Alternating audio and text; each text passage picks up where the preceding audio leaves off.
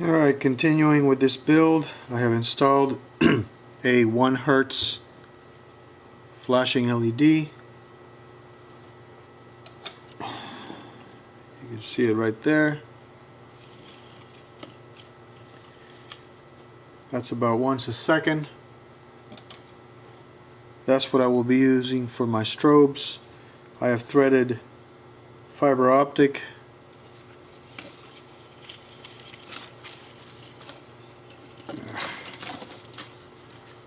to the top, well, the bottom, as well as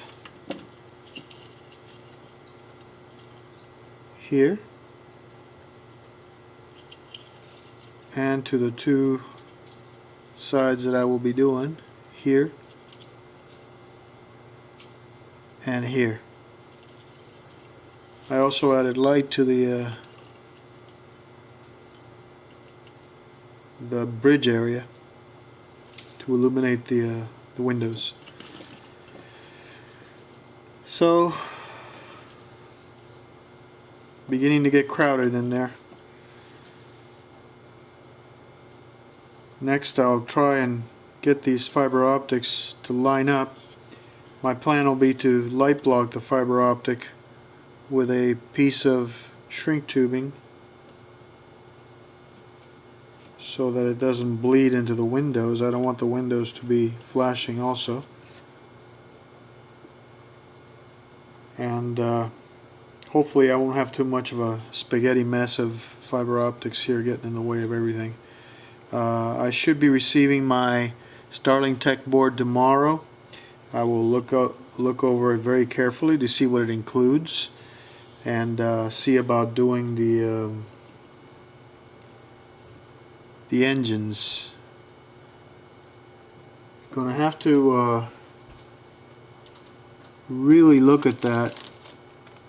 The provided part isn't very accurate when you look at the studio model. The studio model, it actually has an indentation in the center. You can go to Modeler's Magic and look it up there, and you will see pictures of the actual studio model. I'm going to try and emulate the paint job as much as I can with that as well, but well, we'll see what comes with the kit. I'm looking forward to seeing it tomorrow. Anyway, talk to you soon. Okay, I'm back, and I received the Starling Tech board for the Klingon BOP. I've been playing around with it for the past few days and been doing some modifications. Let me show you what I've done so far. First of all, here's the board. Pardon the spaghetti of wires. The board comes with the effects board and a sound board, which looks to be some kind of Arduino. It has a USB, so I'm assuming that's how they upload the sketch. You connect the soundboard to the effects board, and then the soundboard has a small speaker. Now, let me turn it on and show you all the things it does. We've got it plugged in. It runs at 9 volts. The board has several static LED lightings. Let me adjust this so you guys can see it a little better. It has, these are wired in series. It has 2 reds and 3 clear whites, 3mm, and then these 2 kind of stumpy ones. They look to be like 5s but shorter. And it comes also with the effect for the engine with a yellow and a red flickering LED within a frosted tubes. The disruptor effect is achieved by using 603 SMDs. 2 of them are wired and plugged into the board on a separate plug.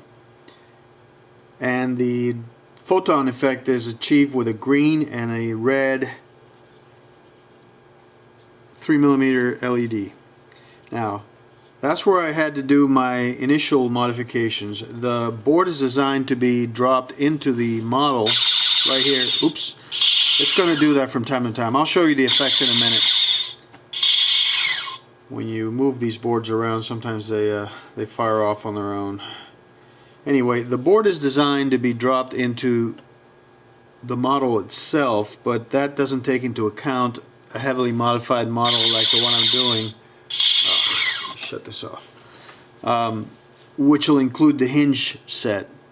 Using the hinge wing set will not allow me to drop the board into the model. So what I'm going to have to do is have the board in the base.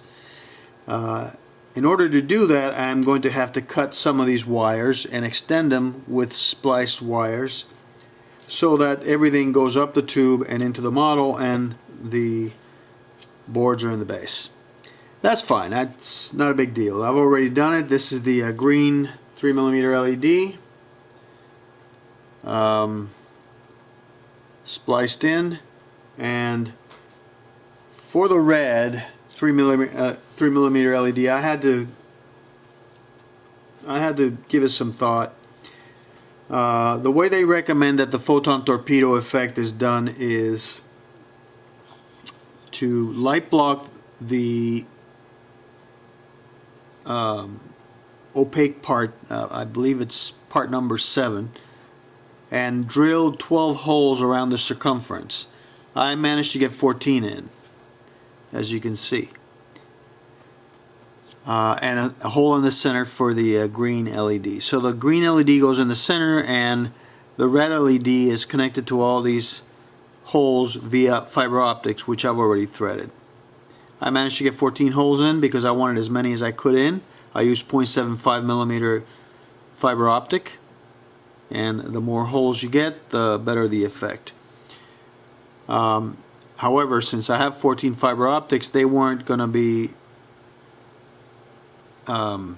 easily attached to one LED in any way, and it would have been pretty awkward. So in speaking to my friend Tag Gray, you guys know him, he told me that he uses brass tubing on 3mm LEDs to connect fiber optic to the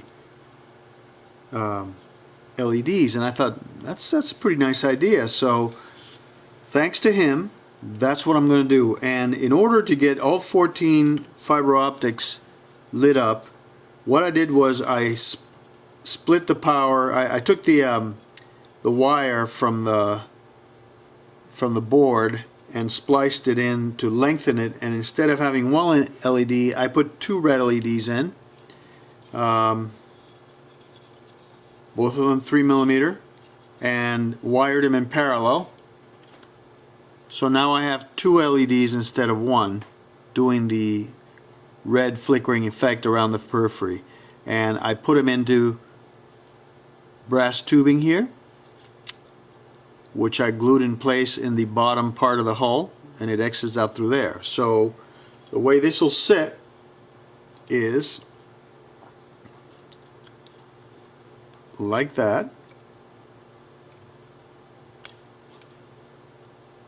and the fiber optic will go into the tubings, 7 on one side, 7 on the other. I will glue it together with some epoxy, and that'll take care of the red flickering circumferential effect. Now, I haven't glued any of this in, I just put them in tonight. I'm waiting for this part to dry completely before I manipulate anything, because it did come off a couple of times and I had to use some canopy glue on the sides to reinforce it. This has already been light blocked with black primer, a couple of applications of it on the inside and on the outside. So I'll wait until it's cured and then proceed to manipulate it and install it. Now the green LED, which again I spliced into a longer wire so I could bring it up from the base. will go in the center, in the already drilled hole, right there. And it'll do the effect very nicely on the other side. Now let me see if you guys can see it. Convenient.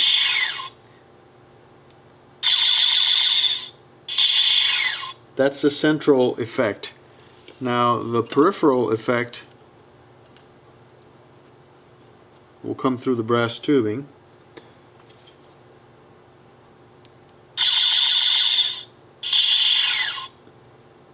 So the fiber optics will be hooked up to those brass tubes, and essentially the red flickering effect right before the green LED goes off will be around the green LED, if you can picture it.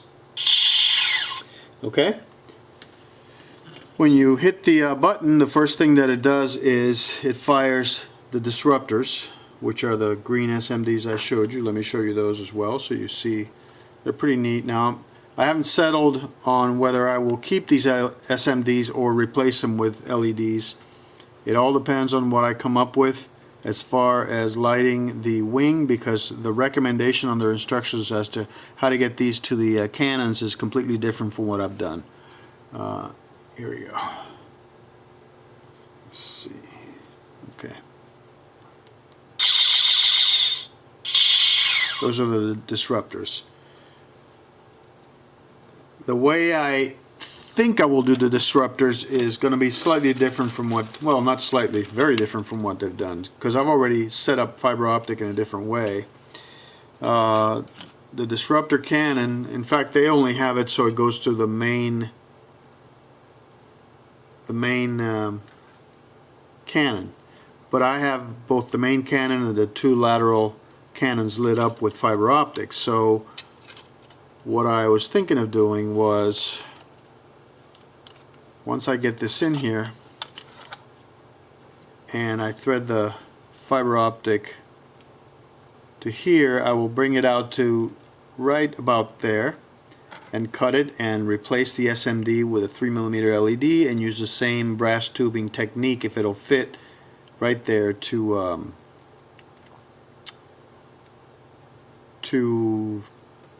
achieve the effect. I'll do that on both sides. As far as the headlights, I can either use one of the already existing static lights that's on the board, or wire it on a separate light. I haven't decided. I'll probably use one of those. The rest of the lights, I don't know if I'll cut them off the board or I'll leave them down underneath on the base and let them light the bottom of the base, sort of as a really cool effect. I've got some ideas about that. I've also got some stencils, plastic stencils that I'll be using with the Klingon Empire logo to possibly paint them on the base. Got a few ideas about that. As far as the strobes, the blinking navigations, those will be, I replaced the fiber optics, got longer ones, and I'll be using the blinking LEDs that I already have that blink at 1 hertz. That's 1 per second, I guess. I ordered some 3mm ones in assorted different effects and colors because I only have 5s, and if I want to use the brass tubing effect, the brass tubing technique, I should say, I'll be needing 3mm instead of 5s. So all that's upcoming. Still got a lot of work to do on it, but it's coming along. Anyway, talk to you guys later.